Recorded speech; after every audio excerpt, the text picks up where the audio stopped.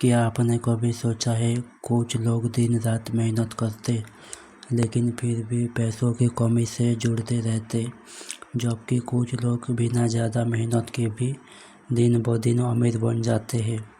ऐसा क्यों होता है? क्या किस्मत का खेल है या सोच का फर्क? रॉबर्ट कियोसाकी की किताब रिच डैड पुअर डैड हमें यही सिखाती है कि अमीर और गरीब के बीच असली फर्क पैसों में नहीं, सोच में होता है। दो पिताओं की सोच। रॉबर्ट के जीवन में दो पिता थे। एक थे उनके असली पिता, highly educated well respected teacher, जिन्हें वो कहते हैं पुअर डैड, और दूसरे थे उनके दोस्त माइक के पिता, जिनकी औपचारिक शिक्षा बहुत कम थी, लेकिन वो एक सफल बिजनेसमैन बने, रिच डैड।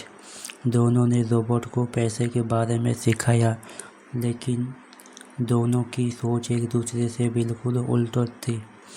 गरीब पिता कहते थे पैसे के लिए मेहनत करो, अमीर पिता कहते थे पैसों को तुम्हारे लिए मेहनत करना सिखाओगे। इससे रॉबर्ट की असली सीख शुरू हुई।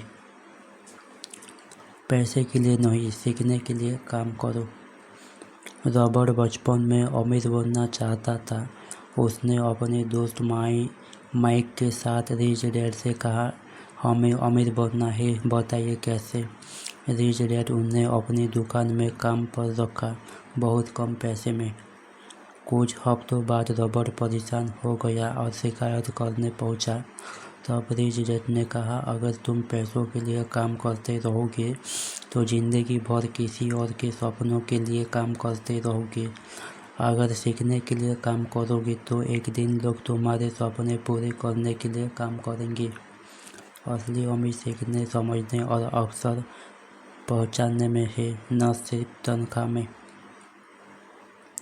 संपत्ति, एसेट बनना, देनदारी, लायबिलिटी, एक किताब का सबसे महत्वपूर्ण कंसेप्ट है।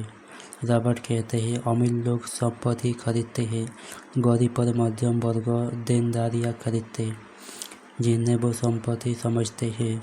अब समझिए आसान भाषा में, एसेट, संपत्ति वो चीज़ है जो आपके पॉकेट में पैसा डालती है, जैसे किराए पर दिया हुआ घर, शेयर मार्केट से आया बिजनेस, रॉयल्टी इत्यादि। लायबिलिटी, देनदारी वो चीज़ है जो आपके पॉकेट में पैसा निकालती है, जैसे ईएमआई वाला घर, कार या लाइफस्टाइल के खर्चे। अमीर लोग पहले अपने एसेट बढ़ाते हैं, फिर उन एसेट के आय से अपनी ज़रूरत पूरी करते, जबकि गरीब पहले लायबिलिटी खरीदते, फिर पूरी उम्र कर्ज चुकाते रहते।